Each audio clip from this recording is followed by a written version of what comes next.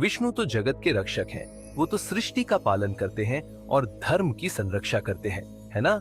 बचपन से हमें यही सिखाया गया है कि जब जब धर्म को हानि होती है, भगवान विष्णु अवतार लेकर आते हैं, बुराई का नाश करते हैं और वापस वैकुंठ चले जाते हैं। लेकिन ये पूरी कहानी नहीं है। अगर मैं कहूं कि विष्णु का सबसे बड़ा दुश्मन रावण नहीं, हिरण्यकश्यपु नहीं, कोई असुर नहीं, बल्कि खुद विष्णु है, तो आप विश्वास करोगे। सुनने में अजीब लग रहा है ना, लेकिन हमारे प्राचीन पुराणों में, वेदों में ऐसी घटनाओं का वर्णन है जो मेन स्ट्रीम हिंदुइज्म में बहुत कम डिस्कस होती है। इन कहानियों में अवतार सिर्फ आते और जीत के लौट नहीं जाते। इन कहानियों में जिस मिशन के लिए वो जन्म लेते हैं, वही मिशन उनके अंत का कारण बन जाता है। विष्णु अपने ही कर्मों के शिकार बन जाते हैं। हालांकि भागवत में विष्णु के 24 अवतारों के बारे में बताया गया है, आज हम बात करेंगे विष्णु के उन 9 अवतारों की जो जन्म ले चुके हैं। और मैं आपको ये प्रूव कर दूंगा कि कैसे अपने कार्यों से विष्णु ने खुद को ही हरा दिया। विष्णु के बाकी सभी अवतारों के बारे में जानने के लिए ये वीडियो देखें। तो चलिए शुरू करते हैं। इस महायुग की शुरुआत में पृथ्वी जलमग्न थी, प्रलय हो चुका था। हर तरफ बस पानी ही पानी, और उस अंधेरे समुद्र में एक विशाल मछली तैर रही है जिसके शरीर पर पूरी मानवता का भविष्य टिका है। ये थे मत्स्य भगवान, विष्णु का पहला अवतार। उन्होंने राजा मनु को, सप्तर्षियों को और प्रत्येक प्रजाति के एक जोड़े को उस महाप्रलय से बचाया। और जब पानी कम हुआ और जमीन फिर से ऊपर आई, तो जीव जंतु और इंसान बच गए। अपना मकसद पूरा करने के बाद मत्स्य अवतार विष्णु के रूप में वैकुंठ लौट गए। ज्यादातर लोग यह कहानी यहीं तक जानते हैं, लेकिन वैदिक परंपराओं में ये कथा ऐसे खत्म नहीं होती। प्रलय के बाद नई सृष्टि की शुरुआत के लिए एक महायज्ञ की जरूरत थी, एक आदि बलि। प्राचीन ग्रंथों के अनुसार वो बलि खुद मत्स्य भगवान थे। दुनिया को इस नए युग में आगे बढ़ाने के लिए मत्स्य ने इस महायज्ञ में अपना बलिदान दिया। कुछ बंगाली परंपराओं में मत्स्यमुखी अनुष्ठान यानी शोक के बाद मछली खाना इस घटना का एक प्रतीकात्मक अवशेष है कि मत्स्य अवतार को बाढ़ से बचे लोगों को भोजन देने के लिए त्याग दिया गया था। जिस मानवता को विष्णु ने बचाया, उसी मानवता ने उन्हें यज्ञ की अग्नि में समर्पित किया। नई दुनिया की नींव मत्स्य यानी विष्णु के ही दिव्य शक्ति पर रखी गई। समुद्र मंथन के दौरान देवता और असुर मिलकर अमृत निकाल रहे हैं। मंदराचल पर्वत मथानी है, वासुकी नाग रस्सी थी, लेकिन मंथन करते समय मंदार पर्वत समुद्र की धरती में धंसता जा रहा था। तब विष्णु ने कूर्म अवतार लिया, एक विशाल कछुआ जिसने अपनी पीठ पर पूरे पर्वत का भार उठा लिया। मंथन हुआ, अमृत निकला, देवता जीते। लेकिन कूर्म का क्या हुआ? तैत्तिरीय संहिता वेद में कहा गया है, एक कछुआ जिसे पहाड़ की तलहटी में जिंदा दफना दिया। इसे कूर्म रूप का अंत माना जाता है, जिसमें विष्णु ने कूर्म रूप में ब्रह्मांडीय व्यवस्था की स्थिरता सुनिश्चित करने के लिए भौतिक खोल यानी फिजिकल शेल, मतलब अपनी बॉडी का बलिदान दिया। सोच के देखो, मंदार पर्वत आज भी बिहार के बांका डिस्ट्रिक्ट में है, यानी आज भी कूर्म भगवान का शव उसके नीचे दबा है। विष्णु ने पर्वत को स्थिर किया और खुद उसी स्थिरता के कैदी बन गए। अनंत काल के लिए विष्णु अपने ही कर्तव्य के भार तले दबे रहे। विशाल वराह अवतार, जिन्होंने पृथ्वी को अपने दांतों पर उठाकर ब्रह्मांडीय महासागरों से बाहर निकाला और फिर अहंकारी हिरण्याक्ष को हराया, वे विष्णु की धार्मिकता की शक्ति का एक प्रमुख प्रतीक है। लेकिन कलिका पुराण और स्कंद पुराण में वराह की कथा यहाँ खत्म नहीं होती। भूमि देवी को बचाने के बाद वराह धरती पर ही रहे और उनके कई शावक यानी बेटे हुए।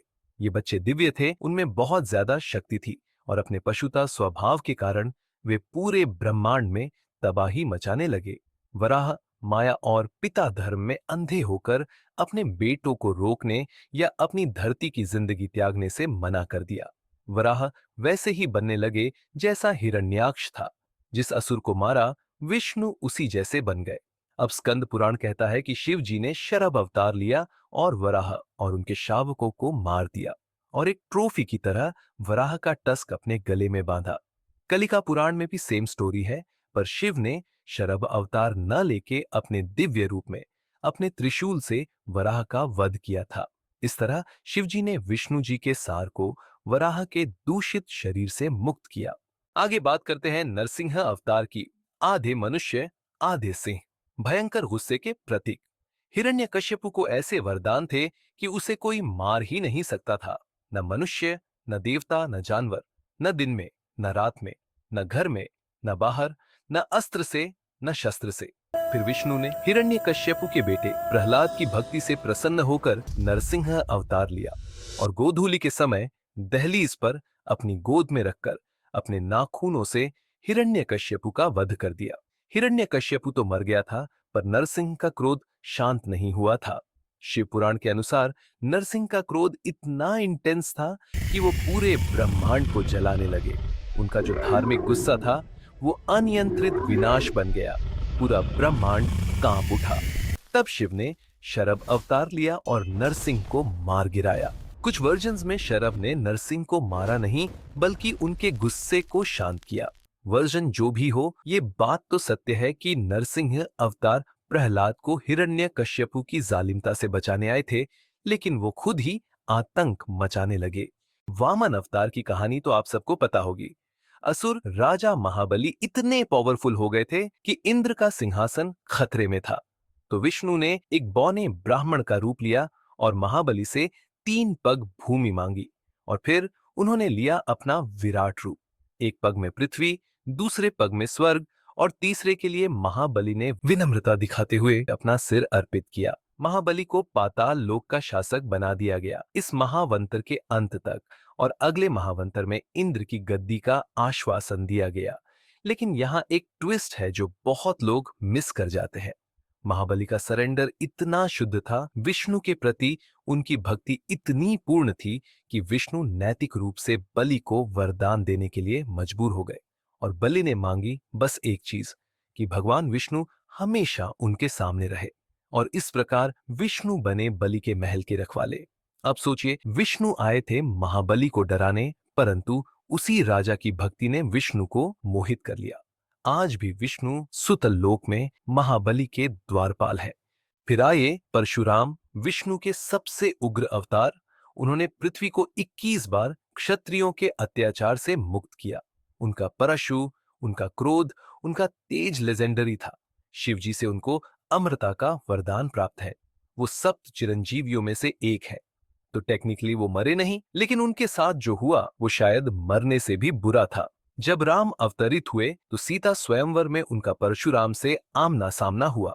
जब राम ने पिनाक धनुष तोड़ दिया तो परशुराम आए, क्रोध से उत्तेजित, ये न समझते हुए कि राम भी विष्णु अवतार है। परशुराम ने राम को अपने धनुष शारंग की प्रत्यंचा चढ़ाने को कहा। शारंग असलियत में विष्णु का धनुष है, और राम ने आसानी से उस धनुष की तार जोड़ दी। और जैसे ही राम ने वो धनुष उठाया, परशुराम को एहसास हुआ कि उनका समय अब खत्म हो गया है। विष्णु का नया अवतार आ गया। इस घटना के बाद राम ने परशुराम का तेजस, यानी परशुराम में बसी विष्णु की दिव्य शक्ति को अपने अंदर समा लिया और परशुराम को खोखला छोड़ दिया। परशुराम जीवित रहे, लेकिन बिल्कुल खाली। विष्णु की शक्ति उनसे छीन ली गई थी। ये एक तरह से परशुराम का श्राप भी है।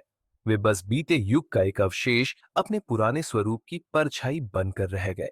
मर्यादा पुरुषोत्तम राम, आदर्श बेटा, आदर्श भाई, आदर्श राजा, आदर्श पति, हर चीज में परफेक्ट। और एग्जैक्टली यही परफेक्शन उनके अंत का कारण बनी। उनका पूरा जीवन बलिदानों की एक श्रृंखला थी। पिता का वचन निभाने के लिए 14 साल का वनवास, सीता को बचाने के लिए समुद्र पार किया युद्ध, रावण को मारकर धर्म की स्थापना की, और अयोध्या लौटने के बाद एक धोबी ने जब सीता के चरित्र पर सवाल उठाया तो राम ने अपनी गर्भवती पत्नी को वनवास दे दिया। क्यों? धर्म, राजधर्म। क्योंकि एक राजा अपनी पत्नी से ज्यादा अपनी प्रजा का होता है। फिर एक दिन काल आया एक ऋषि के रूप में, और राम से एकांत बात करनी चाहिए। राम ने लक्ष्मण को द्वार पर बिठाया और आदेश दिया कि कोई अंदर ना आए। परंतु बीच में क्रोध के गुरु ऋषि दुर्वासा आ गए और राम से तुरंत मिलने की जिद करने लगे। दुर्वासा को अंदर न भेज के लक्ष्मण खुद अंदर चले गए, राम के आदेश से विपरीत। और धर्म के चलते, क्योंकि एक वचन टूटा था, राम ने लक्ष्मण को मृत्यु दंड दे दिया। उत्तरकांड में एक खोखले टूटे हुए राम का वर्णन है, जिन्होंने अपनी पत्नी खोई, अपना भाई खोया, अपने बेटों का प्यार खोया, सब कुछ खो दिया। अपने धर्म के लिए उनके राजधर्म ने उस इंसान को ही मार दिया था जो राम थे। अंत में राम ने सरयू नदी में जल समाधि ले ली। राम और सीता की पूरी कहानी जानने के लिए ये वाला वीडियो जरूर देखें। श्री कृष्ण विष्णु के सर्वश्रेष्ठ अवतार, माहिर रणनीतिकार, दिव्य राजनेता। उन्होंने महाभारत का पूरा वॉर रचा, अर्जुन के सारथी बने, गीता का ज्ञान दिया और सुनिश्चित किया कि धर्म की विजय हो, और धर्म जीता भी। लेकिन किस कीमत पर? 18 दिन, लाखों मौतें, पूरे पूरे वंश खत्म हो गए। युद्ध खत्म होने के बाद गंधारी ने अपने बेटों की मौत के लिए कृष्ण को दोषी ठहराया। कृष्ण आसानी से युद्ध को रोक सकते थे, लेकिन उन्होंने ऐसा नहीं किया। फिर गांधारी ने उन्हें श्राप दिया, जैसे मेरा कुल नष्ट हुआ वैसे ही 36 साल बाद तुम्हारा भी होगा, और तुम अकेले जंगल में एक साधारण मृत्यु मरोगे। और एग्जैक्टली वही हुआ। 36 साल बाद कृष्ण का पूरा यादव वंश एक नशीले गृहयुद्ध में खत्म हो गया। कृष्ण अकेले रह गए। वो माहिर राजनेता जिसने कितने ही साम्राज्यों की किस्मत बदली, वो अपने ही परिवार को नहीं बचा सके। और अंत में एक जंगल में एक साधारण शिकारी ने उनके पैर को हिरण का मुंह समझकर विष से लैस तीर मार दिया। उनका अपना रचा कर्म चक्र पूरा हुआ। जो बीज उन्होंने बोए थे वही उनकी मृत्यु का कारण बने। अब आते हैं 9वें अवतार पर, जिसपे अक्सर बहुत ज्यादा बहस होती है। कुछ धर्म ग्रंथों में कृष्ण के भाई बलराम को विष्णु अवतार कहा गया है, लेकिन बलराम उनसे पहले लक्ष्मण की तरह शेषनाग का अवतार थे। विष्णु के सीधे वंश के प्रति सच्चा रहने के लिए हमें बुद्ध को ही विष्णु अवतार कंसिडर करना होगा। यहाँ एक दूसरा विवाद भी है। प्राचीन हिंदू ग्रंथ किकट में अंजना नाम की मां से जन्मे बुद्ध की बात करते हैं, जबकि बौद्ध इतिहास माया देवी से लुम्बिनी में जन्मे सिद्धार्थ गौतम की बात करता है। हालांकि दो बुद्ध हो सकते हैं, लेकिन उनका जीवन, अहिंसा का उनका दर्शन और उनका अंत बिल्कुल सेम है। बुद्ध एक विरोधाभासी कारण से प्रकट हुए। कलयुग की शुरुआत में असुरों ने वेदों में महारत हासिल कर ली थी। उनकी ताकत धर्म के प्रति उनके कड़े पालन से आती थी। उन्हें कमजोर करने के लिए विष्णु को विधर्मी बनना पड़ा। उन्होंने वेदों के खिलाफ उपदेश देने के लिए बुद्ध का रूप लिया। असुरों को उन अनुष्ठानों को छोड़ने के लिए धोखा दिया जिनसे उन्हें शक्ति मिलती थी। अहिंसा और सादगी की अपनी शिक्षाओं से बुद्ध ने बहुत बड़ी संख्या में अनुयायी बनाए, लेकिन करुणा का उनका अपना संदेश ही उनकी मौत का कारण बन गया। एक विनम्र भक्त लोहार चुंद ने उन्हें भोजन दिया। कुछ कहते हैं कि यह सूअर का मांस था जो सड़ चुका था। दूसरे कहते हैं कि जहरीले मशरूम थे। ये जानते हुए कि भोजन जानलेवा था, बुद्ध ने फिर भी उसे खा लिया। क्यों? क्योंकि एक भक्त की सच्ची भेंट को मना करना उसी करुणा का उल्लंघन करना होता जिसे सिखाने के लिए वह आए थे। देवताओं के दुश्मनों को रास्ते से हटाने के लिए प्रकट हुआ अवतार अपने ही एक अनुयायी के हाथों मारा गया। धर्म के रक्षक को किसी ने नहीं बचाया, यहां तक कि उसकी अपनी दिव्यता ने भी नहीं। तो ये थी 9 कहानियां, 9 अवतार्स, 9 ट्रेजेडीज। हम हमेशा सोचते हैं कि भगवान अजय है, कि वो आते हैं, जीतते हैं और चले जाते हैं। बट ये घटनाएं एक डिफरेंट ट्रूथ बताती हैं। दुनिया की संरक्षा आसान नहीं है। इस यूनिवर्स को बैलेंस में रखने की कीमत है, और वो कीमत सिर्फ हम मॉर्टल्स नहीं चुकाते। कभी कभी सबसे बड़ी कीमत वो चुकाता है जो रक्षा करने आया था। विष्णु सिर्फ प्रोटेक्टर नहीं है, वो सर्वश्रेष्ठ बलिदानी भी है। हर अवतार में किसी न किसी रूप में अपने आप को पूरी तरह अपने कर्म में समर्पित किया, और यही सच्ची दिव्यता है। अगले बार जब आप किसी अवतार की कहानी सुने तो सिर्फ उसकी जीत मत देखिए, उसकी जीत के पीछे का बलिदान देखिए, उस जीत के अंदर छुपी ट्रेजेडी देखिए, क्योंकि हर रक्षा की एक कीमत होती है, और कभी कभी वो कीमत रक्षक खुद चुकाता है। तो बताइए, इन 9 अवतारों में से आपको कौन सी एंडिंग सबसे ट्रैजिक लगी? कमेंट में बताइए। और अगर ये वीडियो पसंद आई तो लाइक करना मत भूलिए। सब्सक्राइब करें ऐसी और माइथोलॉजी की रोमांचक कथाओं के लिए। मिलते हैं अगली वीडियो में।